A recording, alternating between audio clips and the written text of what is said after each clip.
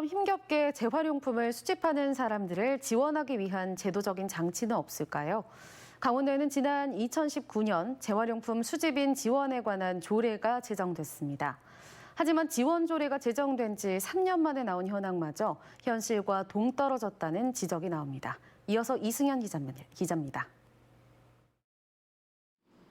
강원도의회는 지난 2019년 재활용품 수집인을 지원하기 위한 조례를 제정했습니다.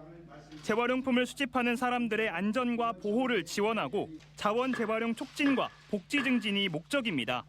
이를 위해 강원도가 올해 5월 재활용품 수집인 현황을 조사한 결과를 처음 내놨는데 그 결과가 조금 이상합니다. 인구 3만 5천 명인 정선이 16명으로 가장 많은 가운데 인구가 3만 8천 명인 영월군과 인구가 10배가량 많은 원주시의 재활용품 수집인 수가 14명으로 같습니다. 삼척과 횡성, 평창과 화천, 인제에는 단 한 명도 없는 것으로 조사됐습니다. 몇 군데 고물상에 전화를 했을 때 리어가 끌면서 이렇게 개인으로 재활용품을 판매하시는 분들이나 그 수집 운반업체에도 전화를 해봤을 때 없다고. 이번 조사에서 확인된 도내 재활용품 수집인은 모두 97명.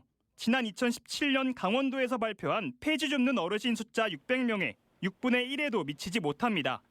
재활용품 수집인들이 방문하는 고물상에 찾아가 현황 조사 결과를 물었습니다. 9명은 한 고물상이 그렇다는 얘기겠지. 한 자원. 이 자원에 그렇게 있다는 얘기겠죠. 엄청 많죠.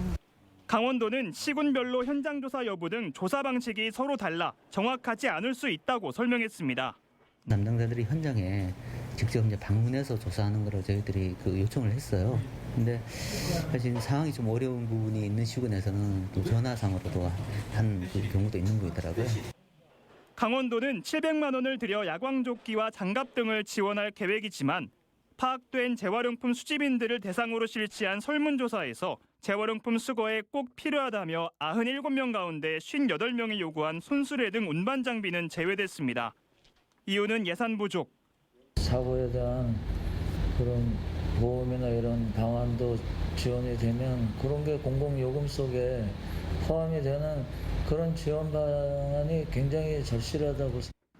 관련 조례가 제정된 지 3년 만에 마련된 재활용품 수집인 현황마저 현실을 제대로 반영하지 못하면서 재활용품 수집인의 복지와 안전, 삶의 질 향상은 또다시 유보되고 있습니다.